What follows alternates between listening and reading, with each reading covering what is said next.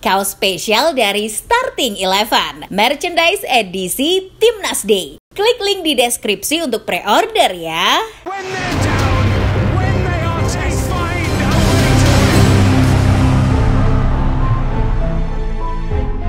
Fenomena Kluivert datang bikin fans tak senang. Rupanya bukan kali ini saja terjadi.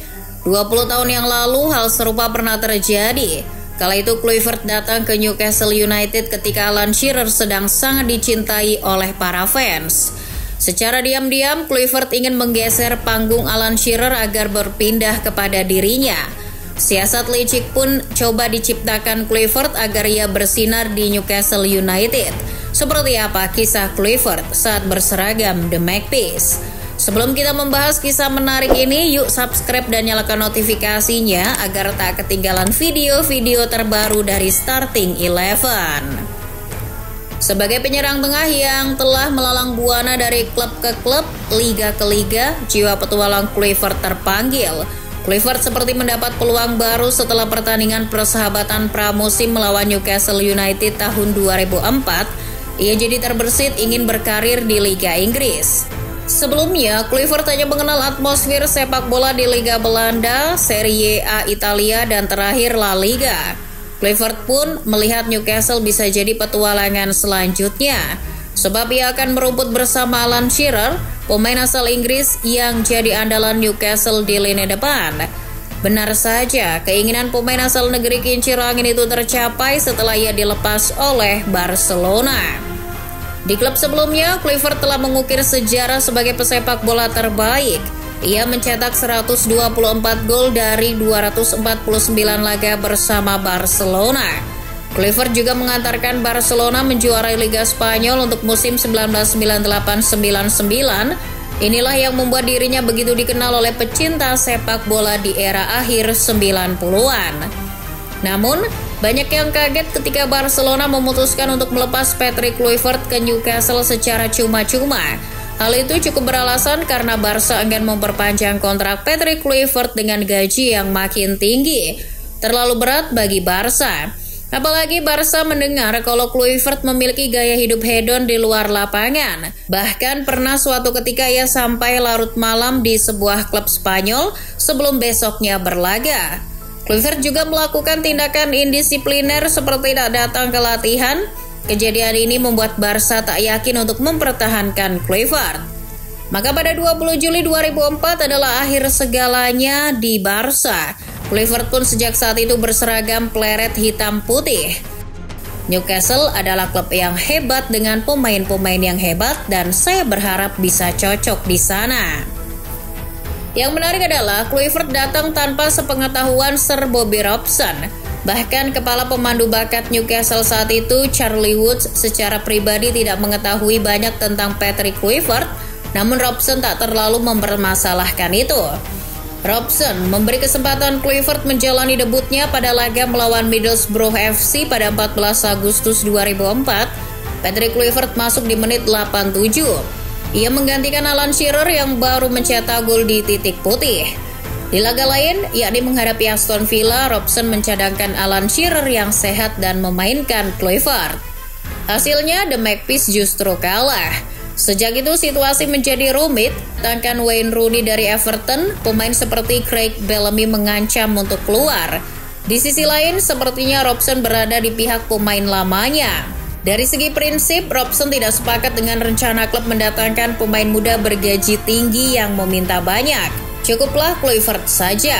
Mungkin begitu dalam pikiran Robson. Namun sikap seperti ini mengusik pemilik.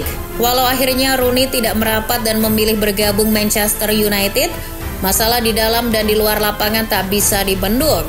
Perbedaan prinsip membuat klub memecat Bobby Robson yang belum lama diperpanjang kontraknya. Pelatih yang sebelumnya menggantikan Ruud Gullit sejak 1999 itu diberi pesangon 1 juta pound sterling oleh Newcastle.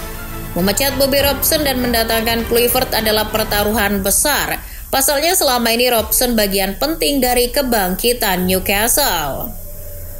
Saat sebelum dilatih Gullit, Newcastle nyaris terdegradasi. Namun setelah dibesut Robson, Newcastle bisa bangkit. Bahkan di bawah asuhannya, Newcastle mampu mencapai semifinal Piala FA dan semifinal Piala UEFA atau sekarang Liga Eropa. Mendatangkan Kluivert jelas melahirkan resiko perebutan di posisi penyerang. Sebelum sang penyerang Belanda, Newcastle mengandalkan Alan Shearer dan Craig Bellamy. Dengan Kluivert di antara dua penyerang itu harus dikorbankan, dan ini menjadi beban berat bagi pengganti Bobby Robson. Di sisi lain, kedatangan Kluivert di Newcastle United memberi harapan tinggi bagi manajemen klub. Apakah kepercayaan yang diberikan kepada Kluivert mampu terbayar tuntas dengan performa baik? Nyatanya selepas tampuk kepemimpinan beralih ke asisten Bobby Robson pada 29 Agustus 2004, Kluivert tak kunjung memperlihatkan performa yang baik. Terbukti saat di bawah asuhan John Carver, Kluivert hanya berhasil mencetak 2 gol dalam 10 pertandingan yang dilakoni. Data statistik Kluivert yang buruk itu jadi pertanyaan besar. Banyak yang meragukan Kluivert karena produktivitas gol yang rendah. Bahkan di era kepelatihan Graeme Souness, Kluivert belum juga menunjukkan tajinya. Di laga melawan Chelsea 4 Desember 2004, Patrick Kluivert dimainkan Souness sejak menit awal.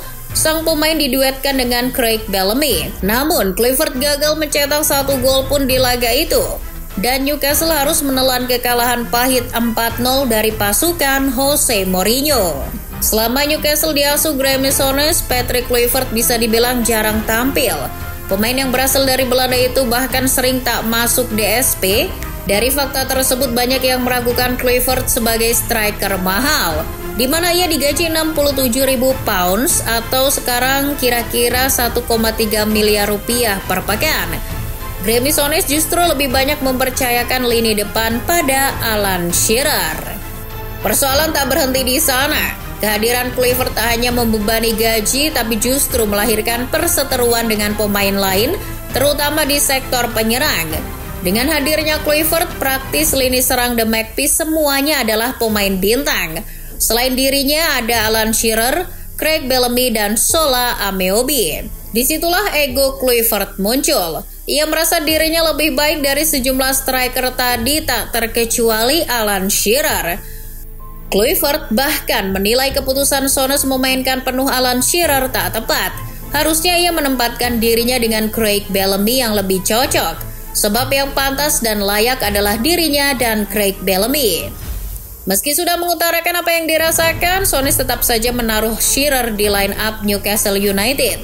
Usul dari Kluivert tak digubris Graeme Souness, tetapi dari pihak Graeme Souness punya alasan tersendiri mengapa dia lebih memilih Alan Shearer.